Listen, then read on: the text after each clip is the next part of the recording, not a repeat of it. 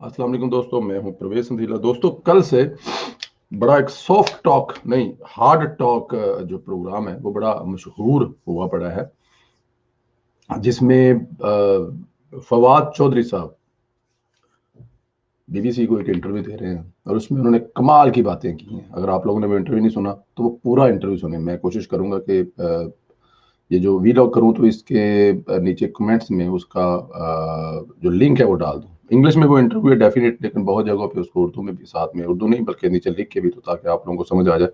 वैसे मैं उम्मीद करता हूँ कि कोई शेर का बच्चा आए और उसका उर्दू में तर्जमा करे, ताकि फवाद चौधरी साहब की जो इंग्लिश में बेइज्जती हुई है ना, उसको थोड़ा सा उर्दू में बेइज्जती हो जाए।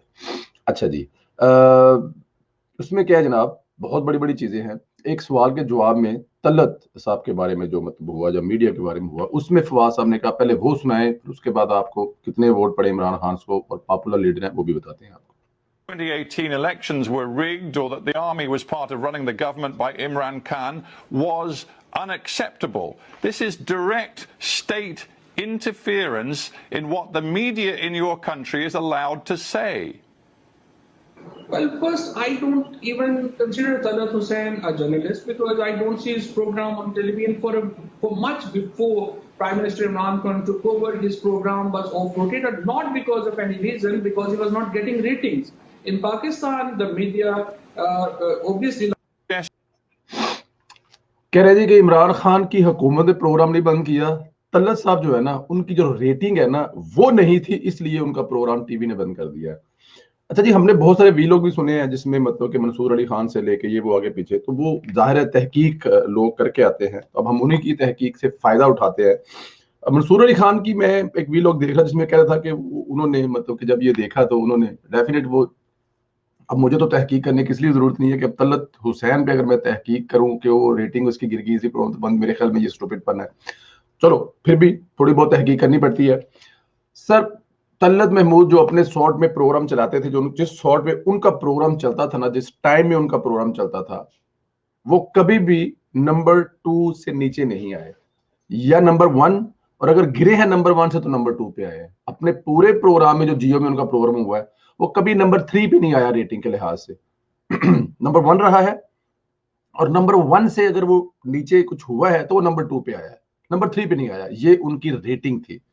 और जाहिर है इमरान खान साहब के दौरे हुकूमत में प्रोग्राम बंद करने की वजह ये थी कि वो क्योंकि नया प्रोग्राम था, नया पाकिस्तान था, उसका नाम भी नया पाकिस्तान था, तो वो नए पाकिस्तान की जो धूड़ पटते थे ना, पंजाबी के अंदर एक धूड़ पटदा सी इमरान खान की, वो एक रीजन थी। लेकिन क्योंकि जो फवाद चौधरी साहब जो है वो बादशाह बंदे हैं।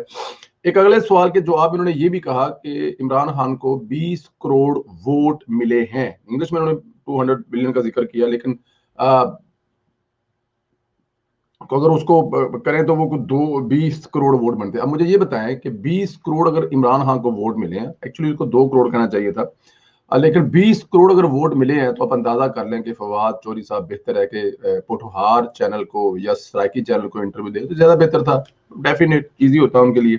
लेकिन क्योंकि वो जिस हुकूमत में होते हैं, उस हुकूमत के सरबराह को, या जो पार्टी का सरबराह है, चाहे वो मुशर्रफ हो चाहे आसिफ अली जरदारी हो, उनको वो आसमान से मिलाते हैं। और उस दौर में जो पीटीआई वाले हैं या इमरान खान साहब है, पीटीआई के टारगेट्स को वो डॉग्स वगैरह या मतलब कुछ भी कहते हैं, डेफिनेट उन्होंने वो जो पैसे वहां से कमाने होते हैं उनको हलाल तो करना होता है, लेकिन हलाल करने की भी एक रीजन होती है।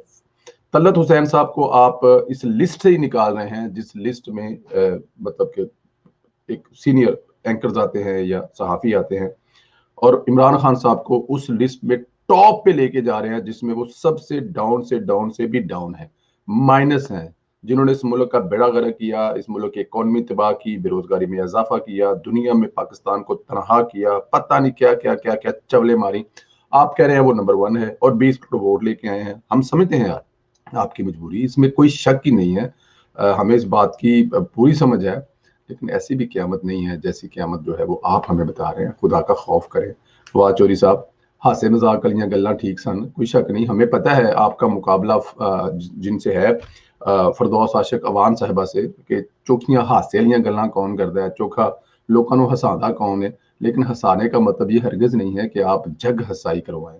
क्योंकि हंसाने में और जग हंसाई में फ़र्क ये है कि हंसाना आपने पाकिस्तान में होता है और जग हंसाई आप पूरी दुनिया में कर रहे हैं। आपका क्या ख्याल है बीबीसी के उस ऑफिस में क्या बातें हो रही होगी जहां पे डार साहब से बीबीसी माफी मांगता है और आप उस बीबीसी वाले बैठ के पाकिस्तान का जो बेड़ा गर्क कर रहे हैं, आपको क्या जरूरत है?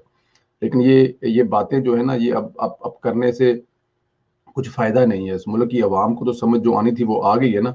अब आप इंटरनेशनल मीडिया भी बता रहा है आपको, साथ में कह रहा है कि हम लोग पाकिस्तान में भी यही सोचते हैं कि हुकूमत फौज कर रही है और दुनिया में भी यही सोच रहे हैं। तो आप उसकी पूरी तस्दीक करें, उनको बता रहे हैं करोड़ 20 करोड़। अब वो क्या नहीं करेंगे कैलकुलेट, चाचा जी इन्होंने जी इतने बिलियन कहा है तो इसको कहते हैं 20 करोड़ बनता है, पाकिस्तान की तो आबादी 20 करोड़ नहीं है, तो आप कैसे करें इमरान खान को? मतलब आप तो अपने झूठों से। फिर दूसरी बात है, जब वो आपसे इंटरव्यू कर रहे हैं तो तहकीकात नहीं कर रहे होंगे पाकिस्तान में बेरोजगारी क्या है, पाकिस्तान की जीडीपी क्या है, पाकिस्तान का फलाना प्रोग्राम, तो आप कह रहे हैं कि नंबर 1 है। अगर नंबर 1 कैसे हो गया फिर? लेकिन खैर, आपका हक है, खज्जल खराब करें जितना मर्जी करें। दोस्तों कमेंट करके बताएं, अगर आप इसमें कुछ चीज मिस हुई हो तो कमेंट करके जरूर हमें बताएं। फवाद चौधरी साहब की छतरौल जो है वो बहुत लाजमी है, जितनी हो सके करनी चाहिए ताकि ये नेक्स्ट टाइम किसी और चैनल पे बैठ के पाकिस्तान की माँ बहन एक ना करे। बहुत शुक्रिया दोस्तों, ख्याल रखें।